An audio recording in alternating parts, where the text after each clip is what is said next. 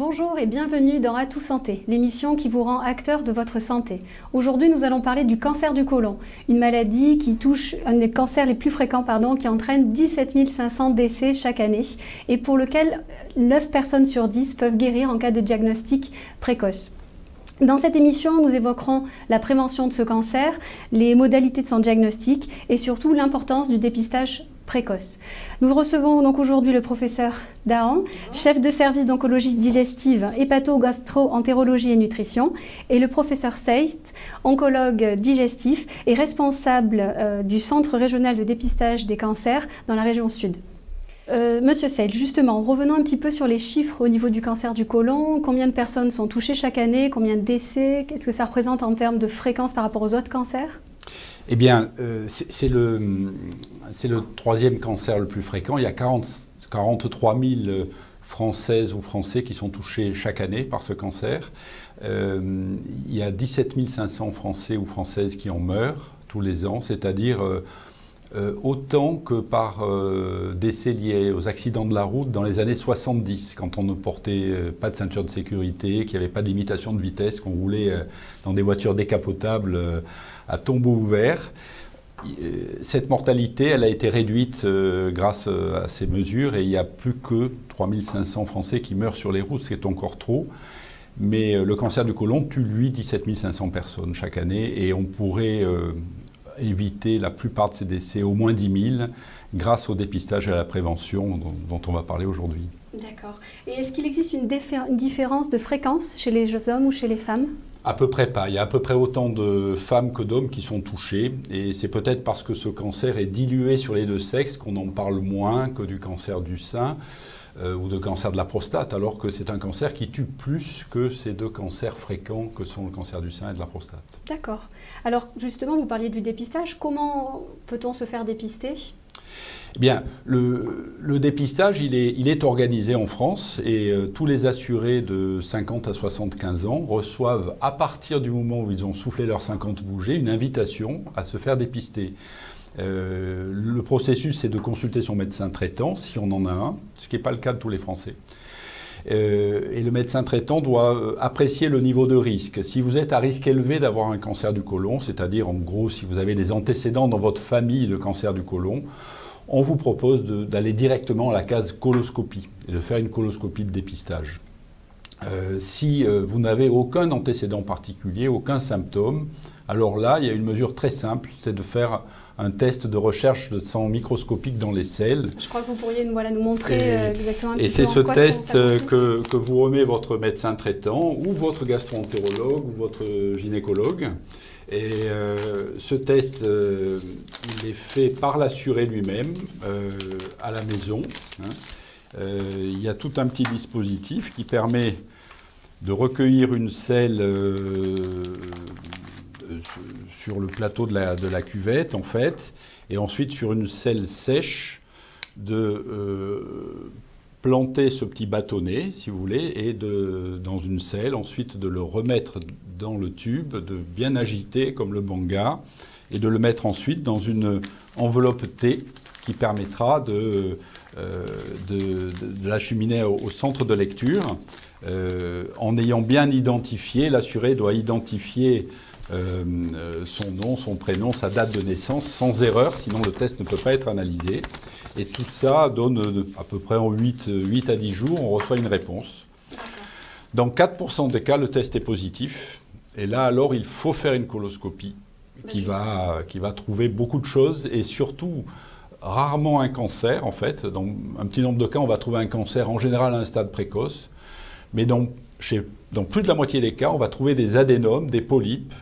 Et c'est en enlevant ces polypes qu'on va empêcher l'apparition d'un cancer. Donc le dépistage, c'est aussi et surtout de la prévention, empêcher l'apparition d'un cancer et baisser l'incidence de ce cancer. D'accord, très bien. Professeur Dahan, donc du coup, Monsieur Seist commençait à l'expliquer. Que faire en cas de test positif? Les patients doivent aller retourner voir leur médecin traitant, soit retourner voir leur médecin traitant qui va les adresser à un gastro-entérologue, soit consulter directement un gastro-entérologue qui pourra organiser donc la coloscopie, qui est un examen qui se fait sous anesthésie générale. Après une préparation, il faut prendre une purge pour laver le côlon, pour bien voir la muqueuse colique. Et comme l'a dit Monsieur Seist, pour dépister des cancers s'il y en a, mais surtout des lésions précancéreuses pour éviter l'apparition du cancer. Très bien.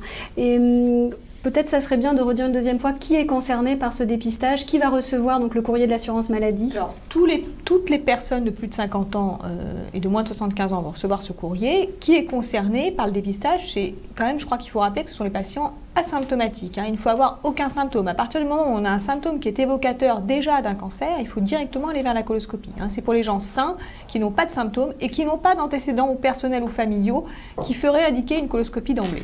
D'accord, très bien. Et Monsieur Seitz, si cette recommandation était suivie de dépistage par tous les Français, combien de morts pourraient être évitées par cancer du côlon? Écoutez, actuellement, la France, malheureusement, est un petit peu la dernière de la classe, puisqu'il y a seulement 30% des assurés français qui, invités par les centres régionaux de dépistage, comme celui de la région Sud-PACA, pour laquelle je travaille, qui répondent à l'appel et qui font le test. Dans d'autres pays, je cite les Pays-Bas, 71% de participation dès la première campagne. En France, on plafonne à 30%. Même les Italiens, qu'on considère comme des Méditerranéens, 48% de participation au dépistage organisé national. Donc voilà. Avec 30% de participation, on sauve déjà, on estime qu'on évite déjà 4000 décès par cancer du côlon. D'accord. C'est-à-dire qu'on aurait beaucoup plus de décès. Si on doubler notre participation pour atteindre un taux à la hollandaise, je dirais, on sauverait probablement 10 000 vies supplémentaires et on éviterait 10 à 15 000 cancers du côlon qui n'apparaîtraient pas du fait du dépistage des lésions précancéreuses. Très bien.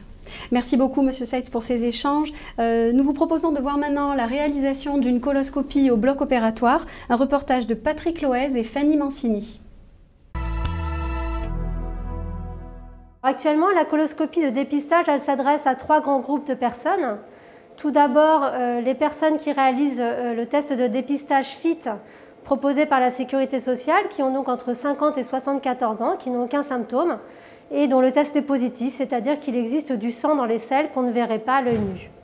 La deuxième catégorie de patients, c'est ceux qui ont un risque élevé de cancer colorectal dans leur vie, élevé ou très élevé d'ailleurs, les patients qui ont un antécédent personnel ou familial de cancer du côlon ou de polype, qui sont suivis pour une maladie inflammatoire chronique intestinale, et les patients qui ont un risque donc très élevé, c'est-à-dire qu'ils appartiennent à une famille qui ont des cancers digestifs avec une prédisposition génétique. Et enfin, le dernier groupe de patients, ce sont les patients qui ont des symptômes évocateurs de polype ou de cancer colorectal, à savoir la présence de sang dans les selles ou l'apparition d'une diarrhée, d'une constipation ou de douleurs abdominales inexpliquées. Dans ces cas-là, on réalise une coloscopie de dépistage. Le but de la coloscopie, il est double. Il est tout d'abord de pouvoir détecter un cancer qui sera pris, on va dire, dans les temps et qui pourra être opéré et traité donc à visée curative. Et elle va aussi permettre de détecter des polypes qui sont des lésions précancéreuses, qui sont à risque de dégénérescence dans les années qui viennent. Et en enlevant ce polype, on annule ce risque. Là, je fais une chromocoloscopie, c'est-à-dire une coloscopie avec une coloration de tout le côlon avec un colorant bleu qui permet d'analyser plus facilement le relief du côlon et donc de dépister des polypes que l'on appelle les polypes plans. Alors cet examen, ce n'est pas quelque chose qui est fait en pratique courante, c'est un examen que l'on réserve à des patients qui ont une prédisposition génétique qui leur confère un risque de faire des polypes plans beaucoup plus élevé que dans la population générale, avec un risque de cancer accru. Pour réaliser une coloscopie, il faut au préalable voir en consultation un gastro-entérologue qui vous expliquera l'examen et qui vous prescrira une préparation colique qui associe un régime alimentaire et une purge à boire qui permet de nettoyer le côlon de toutes les matières et donc de bien visualiser la paroi du côlon et donc de pouvoir enlever ces fameux polypes. Vous verrez aussi en consultation un médecin anesthésiste puisque l'examen se fait sous anesthésie générale actuellement. Cet examen est donc indolore puisque sous anesthésie, il se fait dans la majorité des cas en ambulatoire, c'est-à-dire que vous passez une demi-journée globalement à l'hôpital. Vous avez les résultats en sortant. Si au cours de l'examen des polypes sont détectés et enlevés, le médecin gastro-entérologue envoie les prélèvements au centre d'anatomopathologie qui analyse les prélèvements. En résumé, la coloscopie, c'est un examen relativement simple, bien toléré, qui a l'avantage d'être à la fois diagnostique mais aussi thérapeutique dans le même temps. C'est-à-dire qu'on va pouvoir enlever des lésions qui pourraient devenir un cancer au fil des années durant le même examen. Nous accueillons à présent Madame Galina. Bonjour. Bonjour, qui est une patiente qui a été atteinte de cancer du côlon justement, et donc votre diagnostic a été porté au printemps 2020 en pleine pandémie de Covid-19. C'est ça. Comment ça s'est passé pour vous au niveau du diagnostic? J'ai fait le test qu'on reçoit pour les 50 ans. De là, c'était positif. Donc après, il y a eu le gros confinement de quelques mois. Donc j'ai dû attendre le 5 juin pour faire la coloscopie. Dans l'intervalle, vous aviez vu votre médecin traitant ou vous aviez rendez-vous avec un directement avec un gastro-entérologue? Directement, oui. D'accord. Quand l'équipe vous a pris en charge, donc malgré la situation, est-ce qu'ils vous ont précisé ce qui se serait passé si vous n'aviez pas été pris en charge à ce moment-là? Non, on ne m'a pas expliqué. Non, pas particulièrement, non. Madame Dahan, donc la crise a engendré des pertes. Enfin, on se pose la question si la crise a engendré des pertes de chance pour les patients. Quel est votre vécu? Alors, on espère que non, parce qu'on a essayé de faire en sorte justement qu'il n'y ait pas de perte de chance, c'est-à-dire de déprogrammer les examens d'endoscopie uniquement pour les patients pour lesquels il n'y avait pas de suspicion de cancer, et le FIT positif restait une indication. Après, c'est vrai que le premier confinement a été probablement plus strict que les autres, où il y a eu quand même beaucoup de déprogrammation. Et bon, Madame Galina, elle a eu un petit retard, entre guillemets, un petit délai, on ne va pas appeler ça un retard, un petit délai avant de pouvoir avoir accès à la coloscopie. Mais bon, l'histoire se termine bien. Et justement, de façon habituelle, qu'est-ce qui est recommandé, conseillé aux patients en cas de test FIT positif pour réaliser leur coloscopie? Alors, les recommandations, c'est de le faire le plus vite possible, pas dans la journée, mais je dirais dans le mois qui suit le test positif. Le délai moyen en PACA, c'est 3 mois. Bon, après, il faut le faire dès qu'on a le test positif, il ne faut pas traîner, parce qu'on sait que plus tôt on diagnostique, mieux on soigne. D'accord. Donc ça, on a compris que c'était une façon de faire un diagnostic de cancer du côlon, mais il y a aussi sur des symptômes cliniques. Est-ce que vous pouvez donner des exemples de ces symptômes? Oui, alors le test, comme j'ai dit tout à l'heure, il est réservé aux gens qui n'ont aucun symptôme. À partir du moment où on a des symptômes, ça ne sert à rien de faire le test, il faut directement aller à la coloscopie. Donc les symptômes, ça peut être du sang dans les selles, mais macroscopique cette fois. Avoir du sang quand on va aux toilettes dans la cuvette, ce n'est pas normal. Ça peut être des douleurs abdominales, ça peut être de la diarrhée, ça peut être un amaigrissement, ça peut être un manque d'appétit.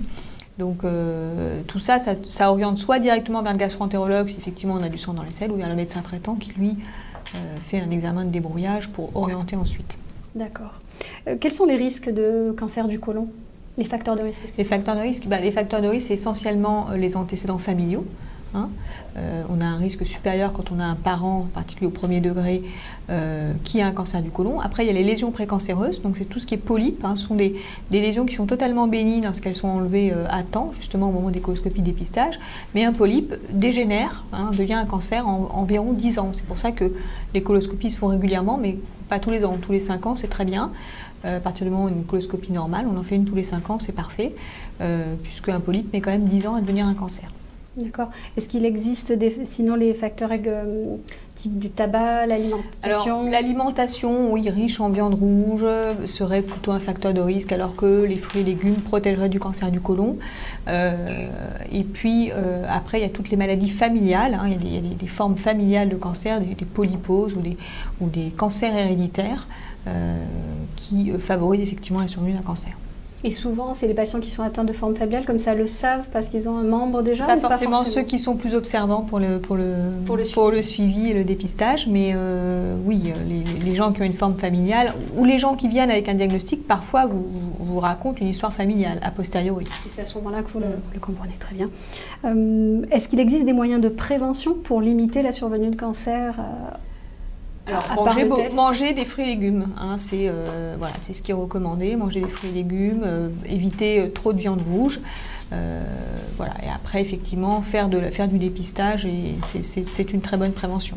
Merci, très bien. Donc c'est vraiment le message qu'on veut faire passer à tous les patients aujourd'hui, à tous les hommes, les femmes, donc de faire ce dépistage que vous recevez par la Sécurité sociale. Et donc merci Madame Galina d'être venue sur le plateau et merci pour ces échanges. Donc nous allons, dans la suite de cette émission, évoquer les traitements existants et les traitements qui sont en cours de développement pour guérir le cancer du côlon. Et vous allez voir dans le reportage suivant l'immunothérapie qui peut être vraiment un espoir pour guérir des patients atteints de cancer colorectal, même même à un stade avancé. Donc, nous reviendrons sur le plateau en compagnie du professeur Dahan et du professeur Pirot, qui est chirurgien viscéral et digestif, et justement pour parler des recherches en cours. Donc, le reportage suivant est proposé par Patrick Loez et Fanny Mancini.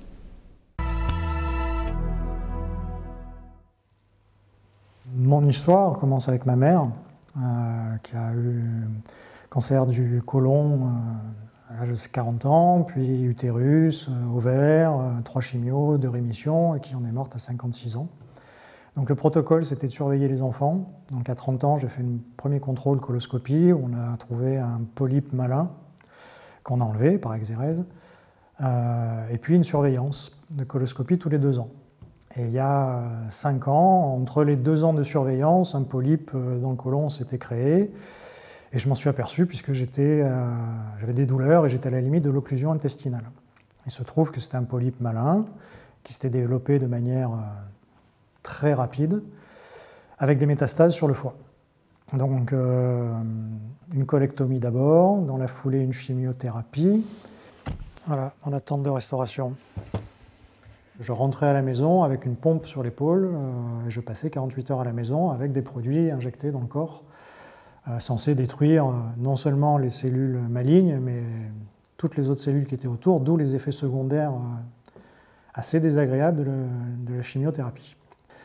Au bout d'1 an, alors que la chimiothérapie ne marchait pas, donc des métastases apparaissent sur les os, sur les poumons et sur le foie, il y en avait déjà, et on me propose l'immunothérapie.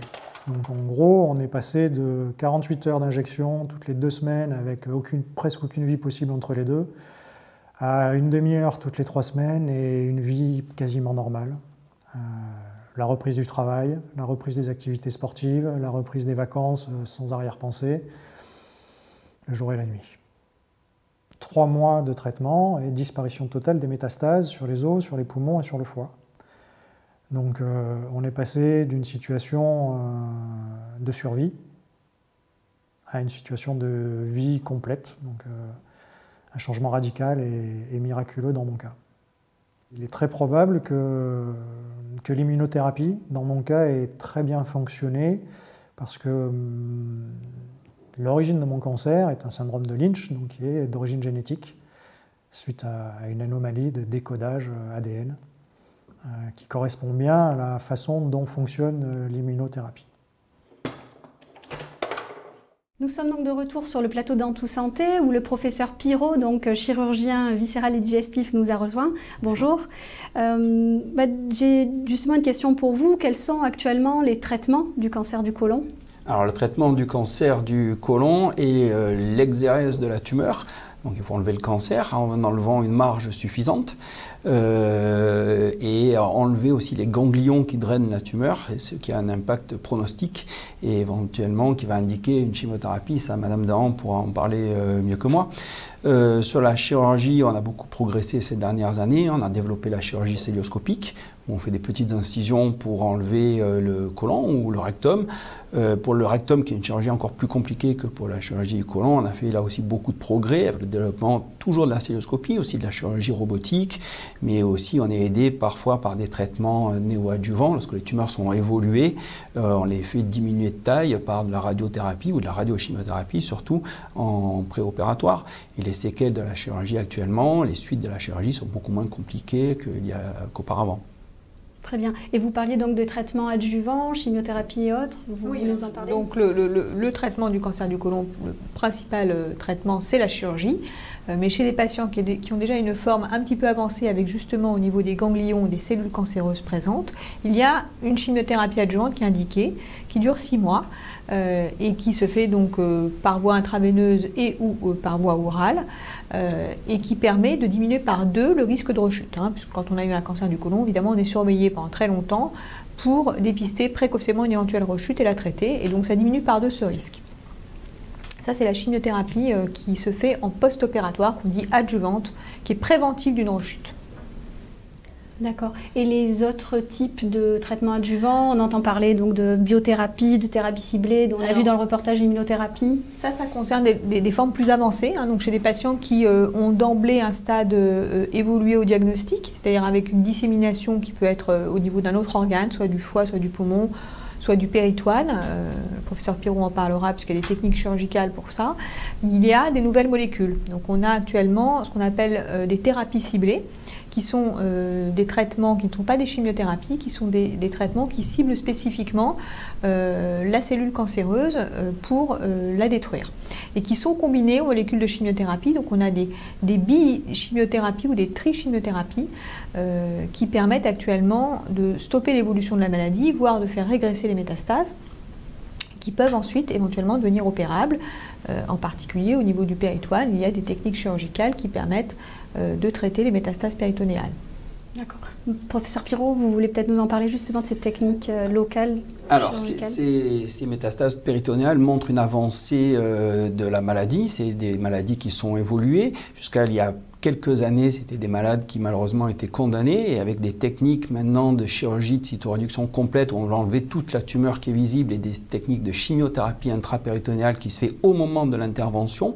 C'est à la différence de la chimiothérapie que propose Madame Dahan, ce n'est pas plusieurs cures, c'est une seule fois pendant l'intervention. Ça permet de guérir des malades, pas tous les malades malheureusement, mais on arrive à avoir des survies qui sont très importantes, en tout cas beaucoup plus importantes qu'avant. Très bien. Et en termes de développement, est-ce qu'il existe des molécules qui sont au stade de recherche, d'études, qui sont prometteuses dans le traitement du cancer du côlon? Alors actuellement, il y a beaucoup de molécules qui sortent, qui sont déjà à l'étude et qui commencent à avoir des autorisations de mise sur le marché. Alors il y a de nouvelles thérapies ciblées, puis il y a des molécules d'immunothérapie, comme on a vu dans le reportage, qui sont des molécules assez innovantes, puisque l'idée, c'est pas d'aller tuer la cellule cancéreuse, c'est de restaurer l'immunité, notre propre immunité, de restaurer notre propre immunité de nos cellules immunitaires qui vont ensuite détruire la cellule cancéreuse, puisque la cellule cancéreuse, elle est assez maligne, elle synthétise sur sa membrane des molécules qui empêchent les lymphocytes d'agir, et nous, on va inhiber ces petites molécules pour repermettre à nos lymphocytes de détruire la cellule cancéreuse qui est reconnue comme étrangère. Et ces molécules d'immunothérapie, actuellement, il y en a énormément qui sont en développement. On sait qu'elles ciblent un certain nombre de cancers du côlon, pas tous. Tout le monde ne peut pas avoir l'immunothérapie parce que ça ne marche pas chez tout le monde. C'est une petite niche de patients qui ont des anomalies moléculaires qu'il faut bien savoir rechercher quand on est oncologue pour pouvoir proposer ce traitement à ces patients, parce que effectivement, à ce moment-là, ça a un effet très important. D'accord. Donc j'imagine que tout ça se fait dans le cadre d'essais cliniques, et vous le proposez aux patients quand vous les voyez en consultation? Tout à fait. On essaie de proposer à nos patients qui ont ces anomalies moléculaires qui sont assez prometteuses en termes de réponse, on essaie de leur trouver un essai thérapeutique avec une molécule d'immunothérapie, soit dans notre centre si on en a, soit dans un centre ailleurs en France, pour pouvoir les amener à une guérison. Très bien. Eh bien, avant de nous quitter, nous vous proposons de visionner un clip sur le défi de course connectée à l'occasion de Mars Bleu, qui est le mois de prévention du cancer du côlon.